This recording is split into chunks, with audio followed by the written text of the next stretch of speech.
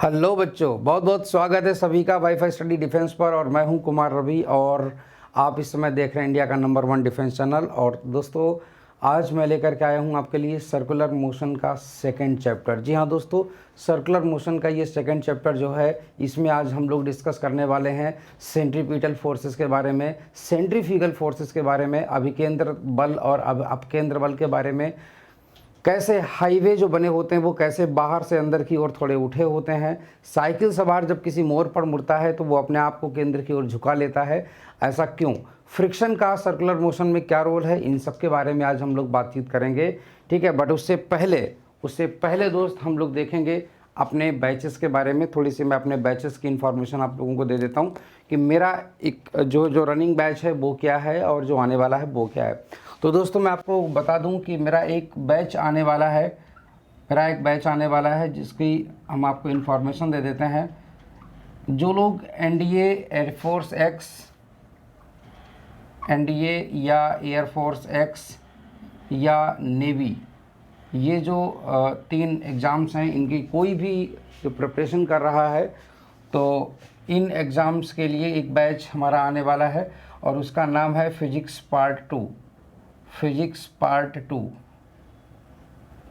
जी हाँ दोस्तों, physics part 2 by Kumar Ravi. जी हाँ दोस्तों, और इसकी जो हमने टाइमिंग रखी हुई है, वो रखी हुई है सुबह 7:30 बजे से सुबह 8:30 बजे तक, ठीक है। 7:30 से 8:30 बजे तक, जी हाँ दोस्तों, 7:30 से 8:30 बजे तक इसकी टाइमिंग है। और ये 2 से 3 दिन के अंदर आप लोगों को ये बैच लाइव दिख जाएगा। और हाँ, इसमें हम लोग शुरू करेंगे 12th का वो पोर्शन जो हमने पुराने वाले बैच में नहीं कराया, क्योंकि पुराने बैच में हमने जो अभी इस समय अभी एक बैच जो फिनिश हुआ है 2-3 दिन पहले, उस बैच में हम लोगों ने सिर्फ 11th क्लास का पोर्शन कवर किया था, जिसमें हम लोगों ने डायमेंशनल एनालिसिस से लेकर के एंड में वेव तक हम लोग गए, ठीक है। तो वो वाला कंप्लीट हो चुका है। अब ये वाला जो सेकंड पार्ट है, सेकंड पार्ट में हम लोग यही चीज़ डिस्कस करेंगे इलेक्ट्रोस्टैटिक्स से, ठीक है ना। तो दोस्तों, आप सारे लोग जितने भी लोग हैं अनअकैडमी पर, एनरोल कर लीजिए इस कोर्स को, सो दैट कि आप लोग हमसे जुड़े रहें और हम लोग बेहतरीन एक जो है सेशन यहाँ पर शुरू करेंगे, ताकि हमारा जो टारगेट एग्ज़ाम है उसमें हमारा एक भी क्वेश्चन ना छूटे, ठीक है।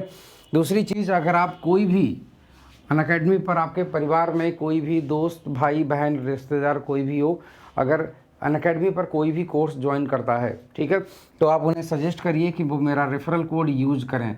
और हाँ, अगर आपने अभी तक अनअकैडमी का ऐप डाउनलोड नहीं किया है तो आप डाउनलोड कर लीजिए और साथ में हमारी लाइव क्लासेस में आइए। हमारी लाइव क्लासेस कुछ बिल्कुल फ्री ऑफ कॉस्ट हैं और हमारा एक पेड बैच भी है जो हमने आपको इसके बारे में बता दिया है।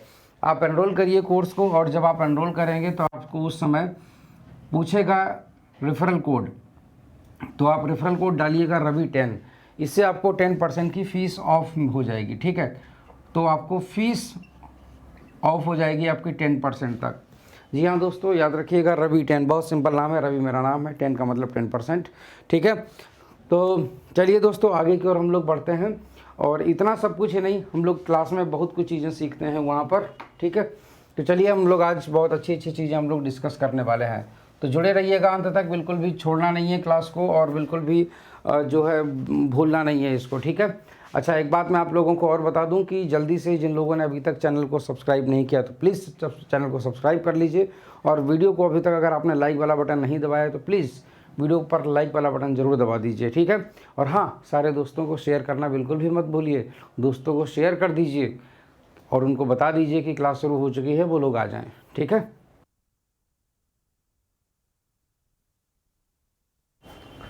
तो चलिए हम लोग शुरू करते हैं। देखिएगा, सर्कुलर मोशन में हम लोगों ने काफ़ी चीज़ें उस दिन जान ली थी, ठीक है ना। सर्कुलर मोशन में सारी चीज़ें हम लोगों ने उस दिन जान ली थी। ऋषभ, मोहित, अरविंद, आशीष, जी हाँ, बहुत सारे लोग आ चुके हैं। हाँ जी हाँ, बहुत बढ़िया, रॉबिन, बिल्कुल, महेश, बहुत बढ़िया, शानदार। तो सर्कुलर मोशन देखिएगा, सर्कुलर मोशन ये लेक्चर 2 है आप लोगों का। हाँ, आज हम लोग बात करने वाले हैं, देखिएगा दोस्तों, जब कभी भी ये कोई भी पार्टिकल सर्कुलर मोशन पर मूव, मतलब सर्कुलर मोशन कर रहा होता है, सर्कुलर पाथ पर जब ये इस तरीके से मूव करता है ऐसे ऐसे करके, जब ये इस तरीके से ऐसे ऐसे करके मूव करता है ऐसे ऐसे करके, ठीक है ना, ऐसे ऐसे करके जब ये मूव करता है यूं करके, ऐसे करके, ऐसे करके, एक इस तरीके से, और ये ऐसे करके, ठीक है। तो दोस्तों होता क्या है कि इस पर एक जो है इस पर बाहर की दिशा में एक फोर्स लगता है, बाहर की दिशा में एक फोर्स इस पर लगता है, ये बाहर की दिशा में एक बल का अनुभव करता है, इसको हम लोग बोलते हैं सेंट्रीफ्यूगल फोर्स, इसको हम लोग बोलते हैं सेंट्रीफ्यूगल फोर्स।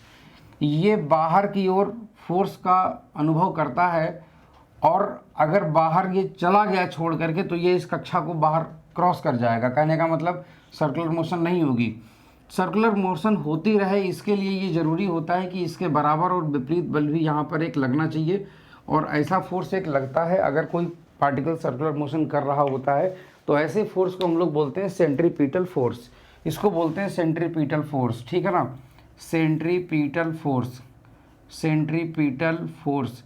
इसको हिंदी में हम लोग बोलते हैं अभिकेंद्र बल, इसको हिंदी में हम लोग बोलते हैं अभिकेंद्र बल,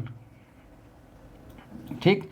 और सी एफ को हम लोग बोलते हैं सेंट्रीफ्यूगल फोर्स, सेंट्रीफ्यूगल फोर्स, इसको हम लोग बोलते हैं अपकेंद्र बल,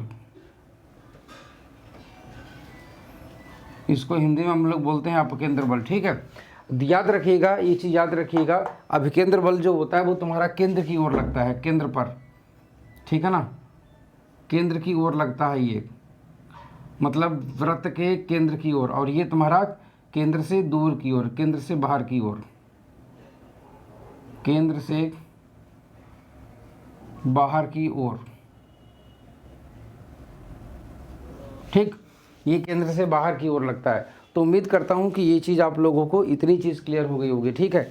और हमेशा याद रखिएगा कि अगर सर्कुलर मोशन हो रही है तो ये वाले तुम्हारे दोनों फोर्सेस एक दूसरे के बराबर होते हैं, ठीक है ना। अगर सर्कुलर मोशन हो रही है, अगर सर्कुलर मोशन कंटिन्यूसली हो रही है, ठीक है ना, अगर सर्कुलर मोशन हो रही है,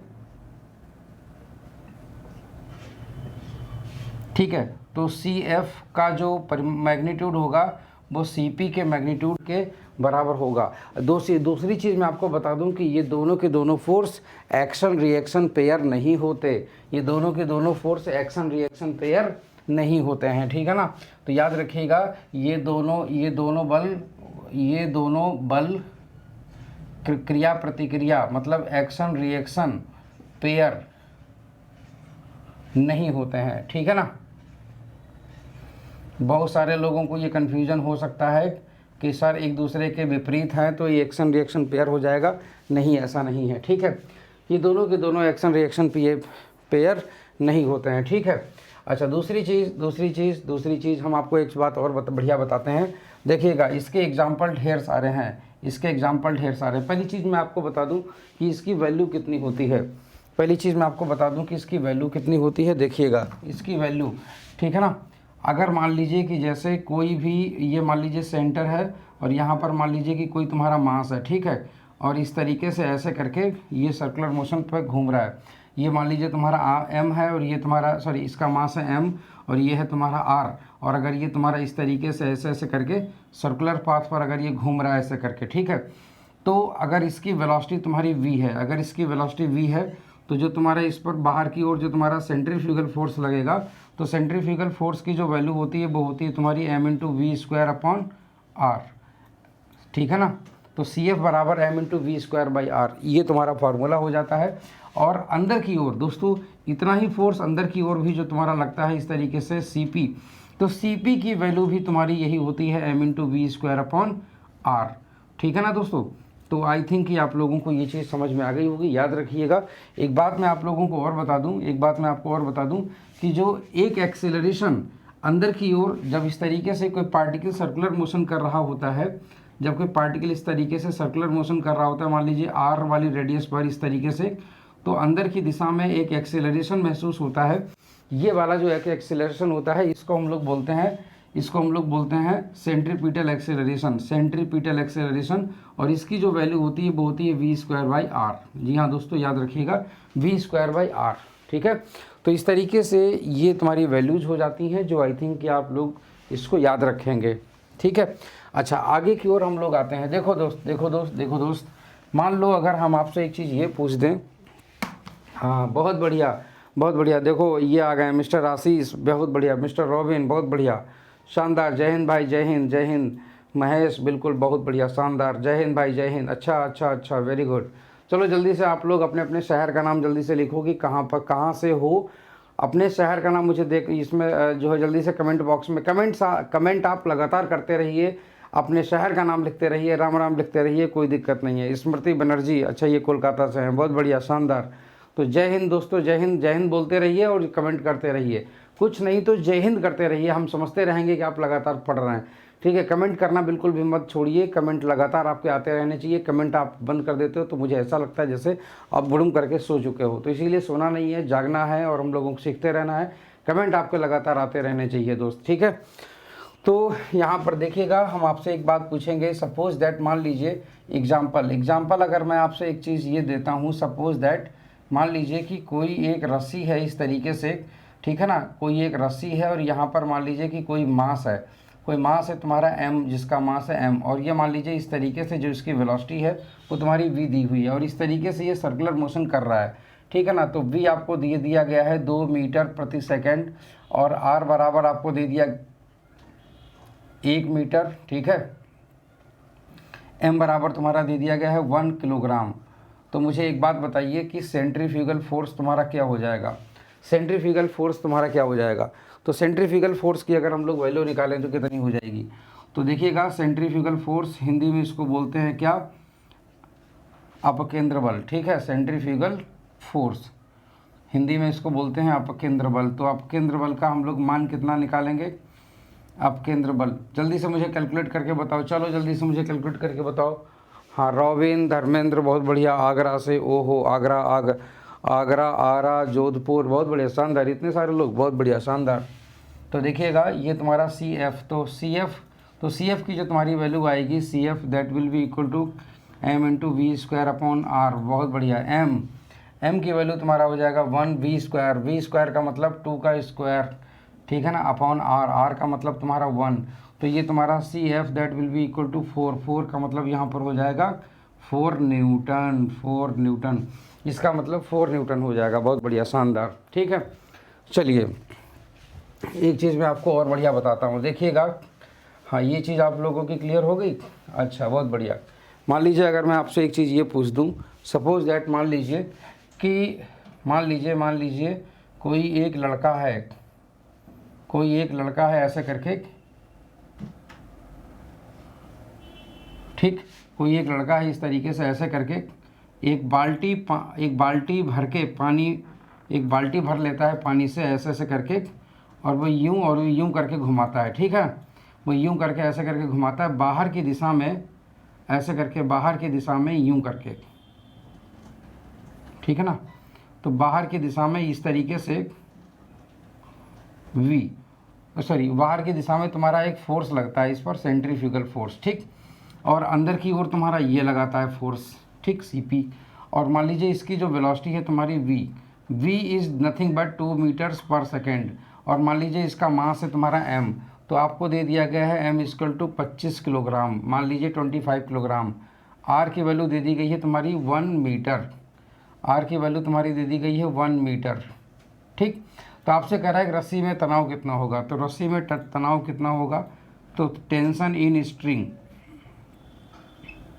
तो डोरी में तुम्हारा तनाव कितना होगा, डोरी में तनाव तुमसे पूछ रहा है दोस्त। कमेंट लगातार तुम्हारे आते रहने चाहिए, कमेंट तुम्हारे आते रहेंगे तो हमें बहुत अच्छा लगता रहेगा पढ़ाते समय, जल्दी से कमेंट करते रहो। और जो लोग अपने नए जुड़ रहे हैं, बहुत बढ़िया, शानदार। अमन का आज तीसरा दिन है इस क्लास में, बहुत बढ़िया, शानदार। हाँ तो भाई सारे लोग अपने कमेंट कर करके मुझे बताते रहो कि कहाँ से हो, या जय हिंद बोलते रहो, आंसर देते रहो, रिप्लाई करते रहो, ठीक है। लगातार आप लोगों के कमेंट आते रहने चाहिए, कमेंट रुकना नहीं चाहिए दोस्त। कमेंट कम से कम एक क्लास ख़त्म होते होते कमेंट्स कम से कम 50,000 कमेंट जरूर होते रहने चाहिए, ठीक है। और कमेंट लगातार जल्दी कमेंट आते रहने चाहिए आपके, क्योंकि आप जितने तेज़ी से आप कमेंट करते हो मुझे उतनी ज़्यादा एनर्जी मिलती है आप लोगों के कमेंट्स में, ठीक है। तो देखिएगा टेंशन अंदर, तो डोरी में तनाव आप लोगों को बताना है, डोरी में तनाव, तो डोरी में तनाव आप लोगों को बताना है, जल्दी से मुझे बताइए। डोरी में आपको तनाव बताना है टी। तो टी बट भी टी जो होगा तुम्हारा वो तुम्हारा सेंट्रीफ्यूगल फोर्स के बराबर, सेंट्रीपिटल फोर्स के बराबर होगा।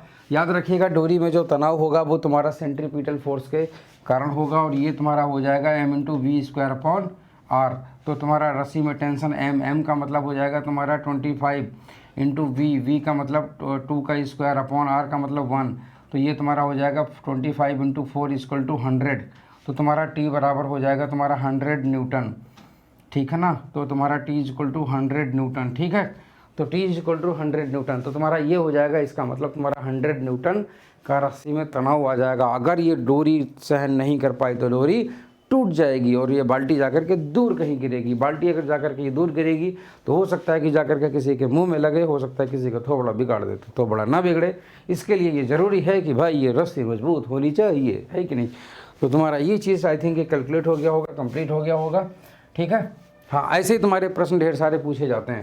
मान लो सपोज दैट अगर हम तुमसे एक बात ये बात बताएं, अगर हम तुमसे एक बात ये बात बताएं दोस्त अगर हम तुमसे एक बात ये बात बताएं, तो मेरी बात बिल्कुल ध्यान से सुनना मेरे दोस्त भाई, मेरी बात बिल्कुल ध्यान से सुनना भाई। हाँ देखिएगा, ठीक है, मेरी बात को बिल्कुल ज़रा ध्यान से सुनना। एक्चुअली क्या होता है कि जब कभी भी साइकिल सवार किसी मोड़ पर मुड़ता है, ठीक है ना, साइकिल सवार कभी भी मोड़ पर अगर मुड़ता है, मान लीजिए जैसे ये तुम्हारा एक कोई सर्कुलर पाथ है, मान लीजिए कोई वृत्ताकार मार्ग है, ठीक है। साइकिल सवार तुम्हारा यहाँ पर है, हमने कहा बिंदु के रूप में हमने अभी दिखा दिया, एक पॉइंट के रूप में, ठीक है, एक पॉइंट के रूप में हमने तुम्हें दिखा दिया। मान लीजिए साइकिल सवार तुम्हारा ऐसे करके उधर की ओर जा रहा है, ठीक है। तो साइकिल सवार की जो वेलोसिटी है वो तुम्हारी ये है, तो साइकिल सवार की तुम्हारी वेलोसिटी ये है ऐसे करके, ठीक है। साइकिल सवार की वेलोसिटी तुम्हारी ऐसे करके ये है, ठीक।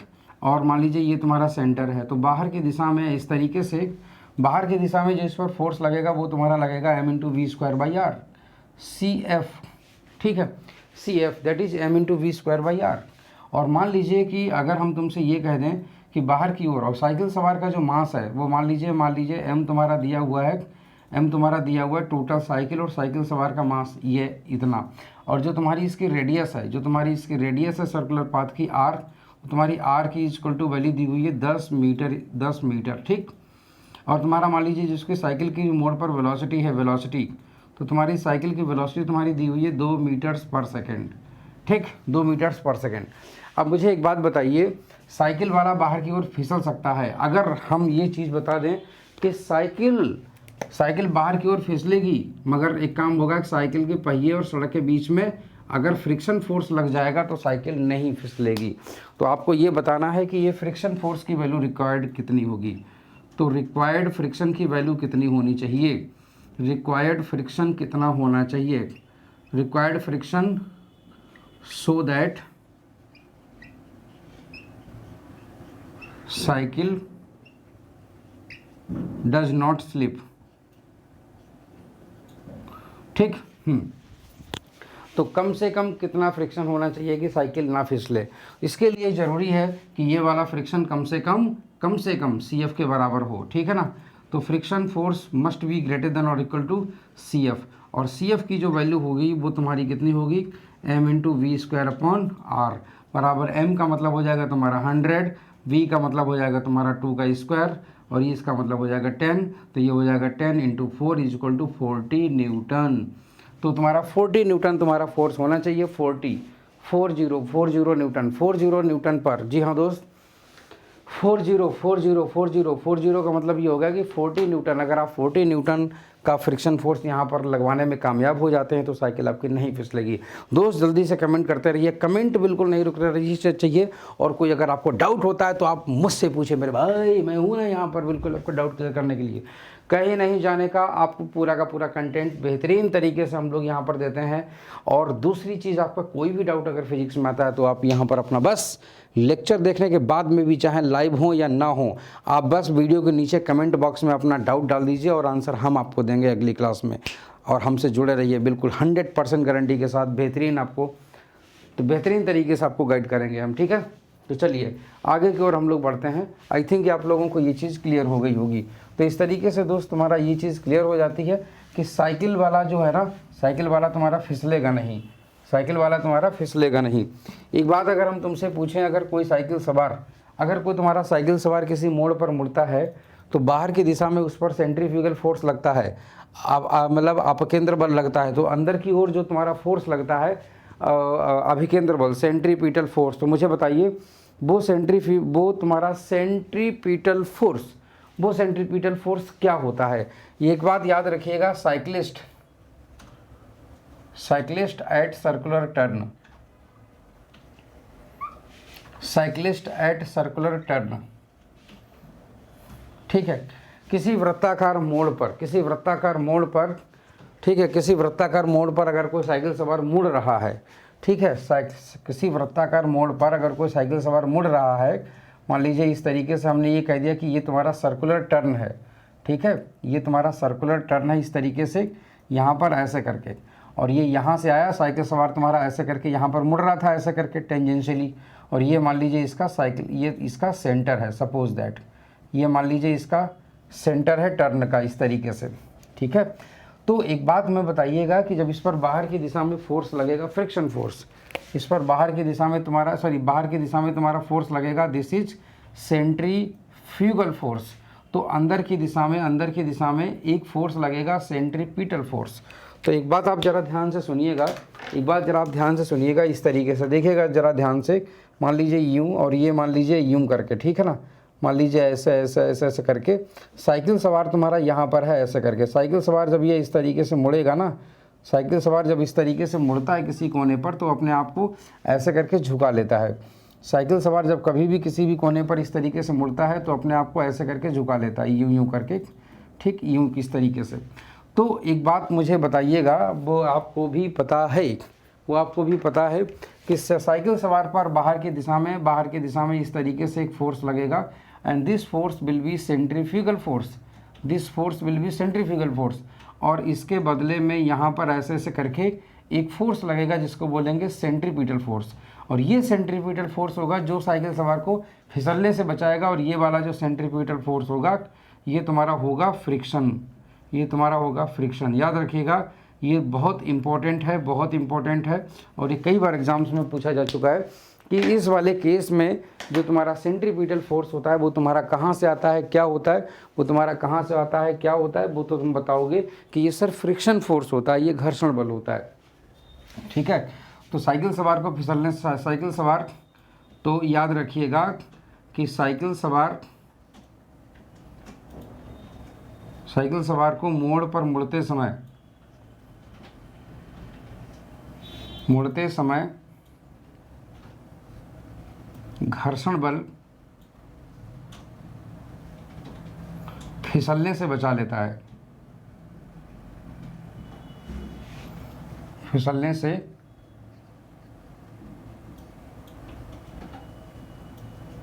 बचाता है।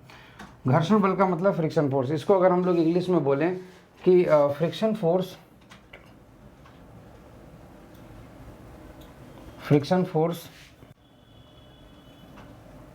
is the force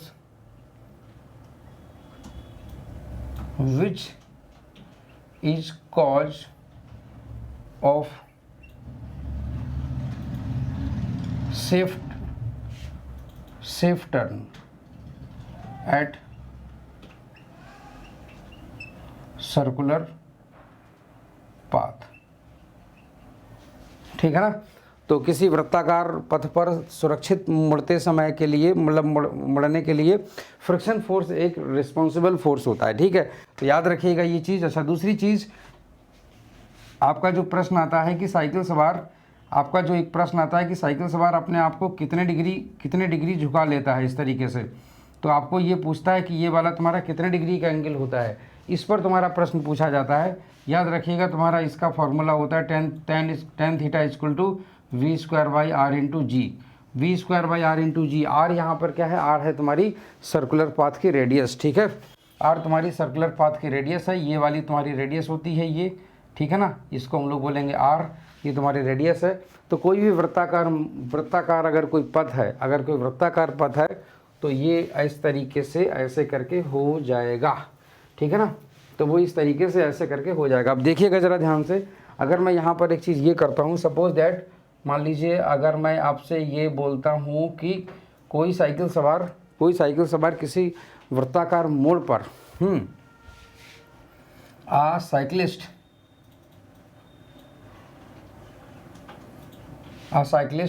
turns at a circular path with speed 10 meter per second. Radius of path is 10 meter. G is equal to 10 meters per second. Calculate bending angle.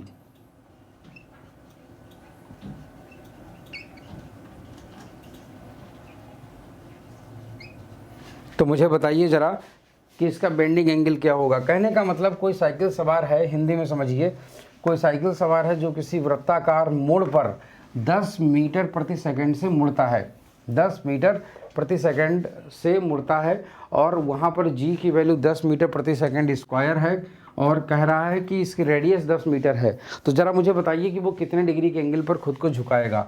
तो दोस्तों हम लोग एक चीज़ जानते हैं, टेन थीटा बराबर तुम्हारा V square upon R into G. तो टेन थीटा बराबर हो जाएगा, टेन थीटा बराबर तुम्हारा 10 का होल स्क्वायर बटे 10 गुणे 10 बराबर तुम्हारा 1 हो जाएगा। तो थीटा बराबर हो जाएगा 45 डिग्री। तो ये तुम्हारा उत्तर आ जाएगा दोस्त, ठीक है। तो टेन थीटा बराबर तुम्हारा आ जाएगा 1, इसका मतलब थीटा इक्वल टू 45 डिग्री। बहुत सही बच्चा लोग, आप लोग सारे लोग कमेंट जरूर करते रहिए, कमेंट आपके लगातार आते रहेंगे तो मुझे पता चलता रहेगा कि हाँ भाई आप यहाँ पर हो, ठीक है। जो लोग अभी बीच में जुड़े हैं उनको मैं एक बढ़िया सी बात बता दूँ कि मेरा एक बैच आ रहा है एनडीए, एयरफोर्स एक्स और नेवी के लिए, जिसमें कि हम फिजिक्स का सेकेंड पार्ट करवाएंगे, 12th का सेकेंड पार्ट करवाएंगे, ठीक है। मतलब आई मीन 10+2 का जो पार्ट होता है जिसमें इलेक्ट्रोस्टैटिक्स से शुरुआत होती है, वो वाला हम पार्ट अब करवाना शुरू करेंगे। और जो 11th वाला जो पार्ट था जिसमें हम लोग मैकेनिक्स पढ़ते थे, वो वाला पार्ट तुम्हारा ख़त्म हो चुका है, ठीक है। वो वाला पार्ट तुम्हारा ख़त्म हो चुका है, वो मैंने अभी जल्दी ही फिनिश किया है, तो याद रखिएगा वो चीज़, ठीक है। क्लियर, कोई डाउट? अच्छा, दूसरी बात मैं आपको बढ़िया से एक बात बताता हूँ कि जो हमारा ये बैच है वो सुबह रखा गया है, सुबह 7:30 बजे से 8:30 बजे तक, इसलिए कि सुबह एकदम फ्रेश माइंड होता है हर किसी का और बढ़िया से समझ में भी आता है, और सभी के मोबाइल फ़ोन में डेटा भी सुरक्षित होता है, ठीक है। बहुत सारे लोग शाम को क्लास रखते थे, पता चला डेटा ही नहीं है, अब पता चला लो डेटा ख़त्म हो गया। तो इसीलिए हमने सुबह क्लास रखी है, सुबह 7:30 बजे से सुबह 8:30 बजे तक 1 घंटे की क्लास होगी। हाँ, ये क्लास हमने अल्टरनेट रखी है, मतलब ऐसे रखी है हफ्ते में, जैसे सोमवार को क्लास हुई है, फिर उसके बाद में बुधवार को क्लास होगी, फिर शुक्र को होगी। बाकी के जो दिन होंगे उन दिनों में लगातार प्रैक्टिस चलेगी। जैसे आज मान लो अगर सोमवार है तो आज हमने क्या किया कि थ्योरी पढ़ाई, तो कल हम लोग क्या करेंगे, प्रैक्टिस करेंगे, ठीक है। फिर मतलब एक प्रैक्टिस का बैच भी मैं लेके आ रहा हूँ, ठीक है। वो प्रैक्टिस का बैच अलग से है, तो वो वाला जो प्रैक्टिस बैच होगा वो हम लोग बाकी के दिनों में रखेंगे। सोमवार, बुध, शुक्र इस दिन हम लोग थ्योरी पढ़ेंगे, और जो तुम्हारा मंगलवार, बृहस्पतिवार, शनिवार इस दिन हम लोग प्रैक्टिस वाला बैच पढ़ेंगे, ठीक है। तो इस तरीके से हमारी दोनों चीज़ें एक साथ चलती रहेंगी। बहुत बेहतरीन स्ट्रेटजी मैंने बनाई है आप लोगों के लिए, ताकि आप लोग एकदम बेहतरीन परफॉर्म करके आए अपने एग्जाम में। और हम लोग एक एक चीज़ बिल्कुल चैप्टर वाइज प्रैक्टिस लेके आ रहा हूँ, चैप्टर वाइज प्रैक्टिस। हाँ, ये बैच पेड होगा अमन, बिल्कुल अमन, ये बैच पेड होगा। आप इस बैच में आप एडमिशन ले लो, मैं तो आपको यही सजेस्ट करूँगा, नुकसान में नहीं रहोगे, घाटे का सौदा नहीं है दोस्त, टेंशन मत लो। और मुश्किल से फीस कितनी है ज़रा सोचो, 20 रुपया लगभग एक दिन की फ़ीस जाती है। 20 रुपया कुछ नहीं होता, खड़े हो जाओगे ना गोलगप्पा खा जाओगे। तुमसे ज़्यादा तो लड़कियाँ गोलगप्पा खा जाती होंगी 30-40 रुपये की घट्टे। हाँ, मेरी बात मानो। अब तुम्हारे भाई तो हो सकता है तुम्हारे यहाँ 10 रुपये के 10 मिलते हों गोलगप्पे, मगर हर जगह 10 रुपये के 10 तो मिलते नहीं है। तो 40 रुपये गोलगप्पे तो ऐसे खा जाओगे तुम आराम से। इससे अच्छा है कि 20 रुपये की पढ़ाई भी कर लो, है कि नहीं। 20 रुपये गोलगप्पे खा लेना, और क्या। तो ये चीज़ है। और बेहतरीन मैं आपको बताऊं कि नक्कालों से सावधान, बोले तो नक्कालों से सावधान मतलब जो है चीखने चिल्लाने वाले एजुकेटर्स से बिल्कुल सावधान रहिए। हमने बाकी जाने कितने सारे चैनलों पे मैंने देखा था कि चीखते चिल्लाते हैं, काम की चीज़ बताते नहीं, पता चला कि लो कोई से मतलब जो है फिर वो बच्चे बेचारे परेशान हो जाते हैं। तो ऐसा कुछ नहीं, बिल्कुल एकदम तह तक जाइए, क्वेश्चंस के कॉन्सेप्ट तक जाइए एकदम, क्योंकि आपको अगर आपको कॉन्सेप्ट पता होगा तभी आप बहुत अच्छा कर पाओगे। ठीक है, ये चीज़ मैंने खुद देखी। मेरे अपने टाइम पे, मतलब जब मैं खुद जो है किसी एग्ज़ाम की प्रिपरेशन कर रहा था, तो उस समय फिजिक्स, भाई पहले हमको ऐसा लगता था कि क्वेश्चन हमसे लगेंगे कैसे न्यूमेरिकल, ये न्यूमेरिकल हमसे लगेंगे कैसे। जैसे एयरफोर्स एक्स में तुम्हारे न्यूमेरिकल आते हैं, एनडीए में न्यूमेरिकल नहीं आते, एनडीए में आता है कॉन्सेप्चुअल प्रॉब्लम, एनडीए में आते हैं तुम्हारे कॉन्सेप्चुअल प्रॉब्लम। तो न्यूमेरिकल का जो पार्ट होता था उसके लिए चाहिए हमको कॉन्सेप्ट।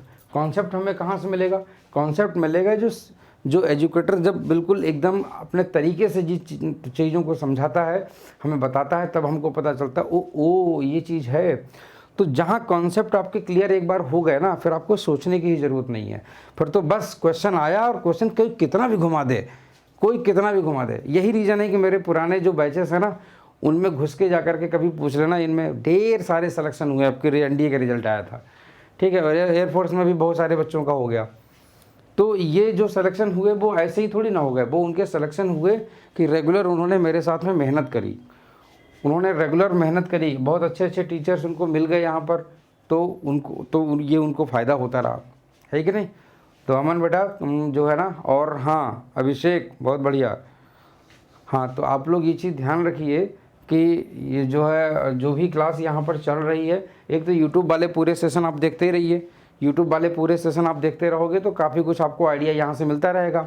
यहाँ पर हम लोग प्रैक्टिस वगैरह करते ही रहते हैं, और साथ में जब हम लोग वहाँ पर आते हैं, बैच में आते हैं, बैच के अंदर आते हैं, तो बैच के अंदर ये रहता है कि एक मोड होता है कि ये स्टडी क्लासरूम मोड हो जाता है। फिर वो अब यूट्यूब पर ओपन चैनल है, ये ओपन चैनल है, बहुत सारे लोग यहाँ पर आते रहते हैं, देख के जाते रहते हैं, लेक्चर चल रहा है तो बीच से छोड़ गए, कभी बीच में आ गए। मगर क्लास जब होती है ना, तो क्लास में जैसे आप किसी क्लास में जाते हैं, स्कूल में जाते हैं, तो आप करते क्या हैं कि आप टाइम से जाएंगे, टाइम से वहाँ से आएंगे, तो बिल्कुल वैसे ही क्लास, एक क्लास वाला डेकोरम मिल जाता है।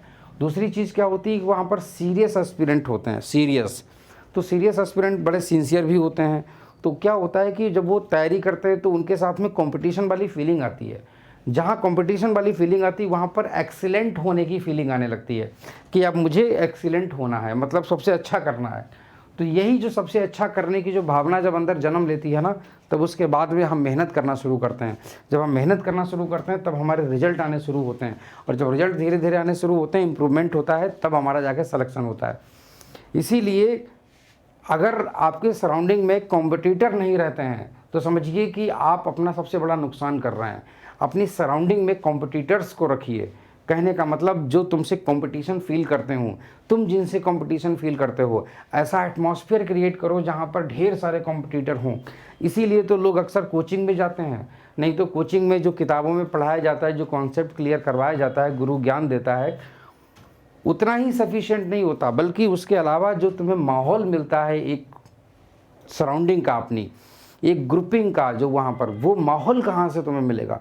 वो माहौल ओपन चैनल पे नहीं मिलता, ओपन चैनल पे नहीं मिलता। और सेल्फ अकेले में भी वो माहौल तुम क्रिएट नहीं कर सकते। अकेले क्या कर लोगे तुम? ऐसा तो है नहीं कि तुम्हारे भैया बहन सारे लोग उसी एग्ज़ाम की तैयारी कर रहे हो कि हाँ तुम घर में एक दूसरे से बहुत तेज़ी से कम्पीट करने की कोशिश कर रहे हो।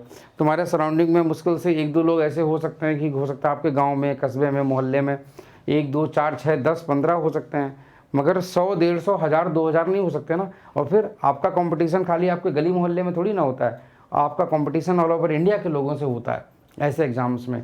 तो इसीलिए ऑल ओवर इंडिया के जो ब्रेन है, ऑल ओवर इंडिया का जो ब्रेन है, जो दिमाग है, हमको उनसे compete करना रहता है। तो उन्हीं के साथ में ही हमें पढ़ाई करनी पड़ेगी, उनके साथ में ही हमें क्वेश्चन आंसर करने पड़ेंगे, उनके देखना पड़ेगा कि वो कैसे सोचते हैं, वो कैसे करते हैं, वो कैसे जल्दी से आंसर निकाल देते हैं, उनके सोचने का नज़रिया क्या है। तो तुम्हें पता चलेगा कि अच्छा ये ऐसे, अच्छा वो वैसे। इस तरीके से लोग ज़्यादा अच्छे से सीखते हैं कम समय में, ठीक है।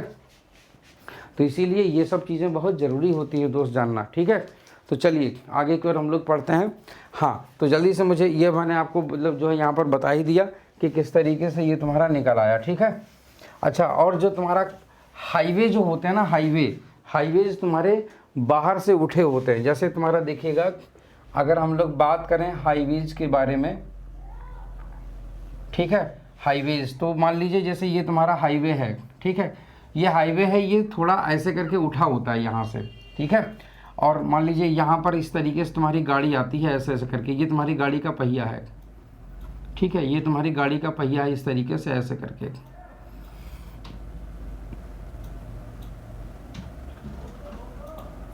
ठीक, ये तुम्हारी गाड़ी है इस तरीके से ऐसे करके, ये गाड़ी सामने आ रही है, तो ये कितने डिग्री पर यहाँ उठ जाएगा। तो ये चीज़ होती है कि बाहर की दिशा में, ठीक है, एक फोर्स लग रहा होता है, तो इसको यहाँ पर ऐसे करके फ्रिक्शन फोर्स इससे बचा रहा होता है। ये फ्रिक्शन फोर्स लगता है यहाँ पर, ठीक है ना, इस तरीके से। और ये तुम्हारा सेंट्रीफ्यूगल फोर्स होता है। कुल मिलाकर के जो यहाँ पर भी तुम्हारा tan थीटा निकलता है वो भी तुम्हारा उतना ही निकलता है, v²/r इंटू जी, याद रखिएगा, ठीक है। अच्छा, अगर आप कभी फार्मूला भूल जाएं, v²/r कर दें या v²/g, तो याद रखिएगा कि ऊपर की जो डायमेंशन है, ठीक है ना, v² की जो डायमेंशन आएगी वो तुम्हारी r इंटू जी के डायमेंशन के बराबर होनी चाहिए, ठीक है ना, याद रखिएगा ये चीज़, क्योंकि tan थीटा तुम्हारा डायमेंशन लेस होता है, तो इसीलिए ये चीज़ तुम्हारी जानना बहुत ज़रूरी होती है, ठीक है। अगर कभी तुमसे पूछ दे तो तुम ये वाला जवाब नो डाउट दे सकते हो। क्या होता है कि जो हाईवेज होते हैं, जो सड़कें होती हैं, जब कहीं मोड़ पर साइकिल या मोटरसाइकिल मुड़ने के लिए या कार के मुड़ने के लिए जो रास्ता मुड़ता है, अक्सर वहाँ पर लिखा होता है कृपया धीरे चलें। धीरे चलेगा तो tan थीटा तुम्हारा कम होगा, ठीक है ना। tan थीटा कम होगा तो ऑब्वियस सी बात है रोड को ज़्यादा उठाना नहीं पड़ेगा। अगर बहुत तेज़ चलेगा तो रोड को बहुत ज़्यादा उठाना पड़ जाएगा। तो बहुत ज़्यादा तो उठाना नहीं है, पता चला रोड ऐसे कर दी, रोड आधी लटकी हुई है, मौत का कुआं बन गया, तो रोड को मौत का कुआं थोड़ी ना बनाना है ऐसे करके। इसीलिए मोड़ पर हमेशा जो है ना गाड़ियों के धीमे चलने के लिए कहा जाता है, ठीक है। बहुत ज़्यादा तेज़ी से गाड़ी नहीं वहाँ पर चलाई जाती, ये चीज़ याद रखिएगा। आई होप सो कि आप लोगों को ये चीज़ क्लियर हो गई होगी, ठीक है। चलिए, तो ये हो गया तुम्हारा सेशन। और हाँ, तो सर्कुलर मोशन में बहुत ज़्यादा कुछ है रही, जो चीज़ें थी वो मैंने आपको बता दी। और हाँ, इनसे जो है ना बहुत अच्छे अच्छे क्वेश्चंस तुम्हारे बन जाते हैं। मैंने कल काफ़ी कुछ चीज़ें पहले ही कल बता दी थी, है ना। और आज भी मैंने काफ़ी चीज़ें, जो फोर्स वाला जो सेक्शन था वो मैंने आज आपके डिस्कस ही कर दिया है। तो आई होप सो कि आप ये चीज़ें समझ रहे होंगे। तो एक क्वेश्चन पूछा जाता है कि दूध से जब क्रीम निकाली जाती है, तो कैसे निकाली जाती है। दूध से क्रीम निकालने का जो सिस्टम होता है वो ऐसे होता है कि दूध और जो क्रीम के पार्टिकल्स होते हैं इनकी डेंसिटी अलग अलग होती है, घनत्व अलग अलग होता है। तो इनको एक मशीन में डाल करके घुमाया जाता है, जिसको बोलते हैं क्रीम सेपरेटर। तो दोनों की डेंसिटी अलग अलग होने के कारण दोनों के दोनों अलग अलग हो जाते हैं, दूध अलग और क्रीम अलग। क्रीम वहाँ से निकाल ली जाती है, ठीक है। बिल्कुल वैसे ही जैसे आपने देखा होगा, पानी में अगर आप डिटर्जेंट पाउडर अगर आप डाल दें और उसके बाद में इसको खूब तेज़ी से घोल देते हैं तो ढेर सारी झाग बन जाती है। उसके बाद अगर आप पानी को इस तरीके से घुमा दें तो आप देखेंगे कि पानी किनारे हो गया, बीच में आपकी झाग इकट्ठी हो गई। ठीक उसी स्टाइल में क्या होता है कि जो है क्रीम तुम्हारी और पानी और क्रीम और दूध बिल्कुल दोनों अलग अलग हो जाते हैं। बाद में क्रीम को वहाँ से निकाल लिया जाता है। इसको बोलते हैं क्रीम सेपरेटर, मशीन को बोलते हैं क्रीम सेपरेटर। तो जो वाला जो प्रोसेस होता है वो सेंट्रीफ्यूगेशन कहा जाता है। ये वाला प्रश्न आपसे एक अक्सर एग्जाम्स में पूछा जाता है, तो याद रखिएगा सेंट्रीफ्यूगेशन, ठीक है ना, अभिकेंद्रीयकरण तो इसको बोलते हैं, ठीक है। तो ये चीज़ हो गया और आगे की ओर हम लोग बोलते हैं, आगे की ओर हम लोग चलते हैं। तो उसमें अब देखिए, जैसे कई बार वर्टिकल सर्कुलर मोशन अगर हम लोग बात करें, कई बार आपसे ऐसा भी पूछा जा सकता है वर्टिकल सर्कुलर मोशन क्या होती है। इसको हम लोग बोलते हैं ऊर्ध्वाधर वृत्तीय गति। एक्चुअल में मान लीजिए कि जैसे कोई पार्टिकल तुम्हारा वर्टिकल सर्कुलर मोशन कर रहा है इस तरीके से ऐसे करके, ठीक है। ये वाला तुम्हारा मान लीजिए r है, इसका मास तुम्हारा m है और मान लीजिए इस तरीके से v करके ये मोशन कर रहा है, ठीक है। तो होगा क्या कि डोरी में तुम्हारी तनाव आएगा यहाँ से यहाँ तक, ठीक है ना, डोरी में तुम्हारी तनाव आएगा, इसका मास तुम्हारा यहाँ से यहाँ हो जाएगा mg, इस तरीके से। अब हम लोग एक चीज़ और जानेंगे कि नीचे की ओर तुम्हारा एक और फोर्स लगेगा, सेंट्रीफ्यूगल फोर्स। तो जो डोरी में तुम्हारा तनाव आएगा T बराबर तुम्हारा हो जाएगा CF प्लस mg। तो डोरी में तनाव तुम्हारा यहाँ पर ये चीज़ हो जाती है लोअर मोस्ट पॉइंट पर। जब ये ऊपर पहुँचेगा तो बाहर की दिशा में तुम्हारा लगेगा सेंट्रीफ्यूगल फोर्स तुम्हारा हमेशा बाहर लगेगा। mg तुम्हारा यहाँ पर लगेगा mg, ठीक। और डोरी तुम्हारी ऐसे ऐसे करके होगी तो डोरी में तनाव भी तुम्हारा नीचे लगेगा। तो ये तुम्हारा हो जाता है लोअर मोस्ट पॉइंट पर, ठीक। अच्छा, दूसरी चीज़ हम लोग upper most top most point पर क्या करेंगे, T प्लस mg बराबर CF, ठीक। तो तुम्हारा यहाँ से T बराबर तुम्हारा हो जाएगा CF माइनस mg। तो इसका ये मतलब हो जाता है, इसका ये मतलब हो जाता है, ये हो जाता है टॉप मोस्ट पॉइंट पर।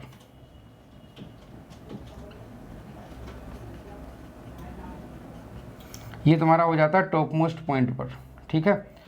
टॉप मोस्ट पॉइंट ये हो गया।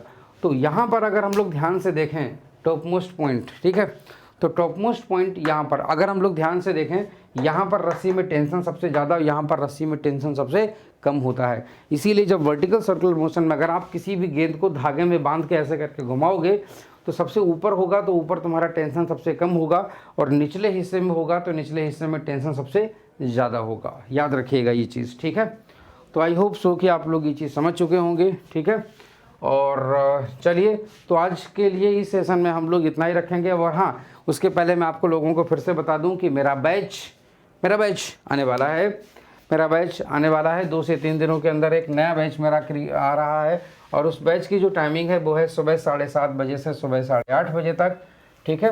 सुबह 7:30 बजे से सुबह 8:30 बजे तक। और उसमें हम लोग 10+2 का जो सेकेंड पार्ट है वो वाला हम लोग यहाँ पर पढ़ेंगे। एक दिन तुम्हारा क्वेश्चन, एक दिन तुम्हारी थ्योरी चलेगी, दूसरे दिन प्रैक्टिस, एक दिन थ्योरी दूसरे दिन प्रैक्टिस। इस तरीके से हम लोग इस चीज़ को कंप्लीट करने वाले हैं। तो जो भी लोग अभी तक, जिन लोगों ने ज्वाइन नहीं किया, तो बैच ज्वाइन कर लीजिए। और एक बात ध्यान रखिएगा, कोर्स आप लोग अगर बाई करते हैं, कोर्स अगर आप ख़रीदते हैं यहाँ पर, तो उसके बाद में आपसे कोर्स खरीदते समय आपसे पूछता है, रेफरल कोड। तो रेफरल कोड आप याद रखिएगा, रवि 10 रेफरल कोड आप याद रखिएगा। ये आपको 10% को फ़ी ऑफ दिलवा देगा, ठीक है। 10% का आपको फ़ी ऑफ दिलवा देगा, जिससे कि ये आपका फ़ीस कुछ हद तक कम हो जाएगा, ठीक है। सहूलियत हो जाएगी थोड़ी फीस पे करने में। तो उम्मीद करता हूँ ये चीज़ आपको समझ में आ गया होगा। और हाँ, जिन लोगों ने अभी तक वीडियो को लाइक नहीं किया तो प्लीज़ आप लाइक कर दीजिए, और चैनल अगर तक सब्सक्राइब नहीं किया तो चैनल सब्सक्राइब कर लीजिए। और हाँ, अपने दोस्तों को वीडियो बिल्कुल जल्दी से भेज दिया करिए, ठीक है। तो चलिए दोस्तों, हम लोग आज के लिए इतना रखते हैं। और थैंक यू, बहुत बड़ा वाला थैंक यू, ठीक है, बहुत बड़ा वाला thank you so much. Bye bye.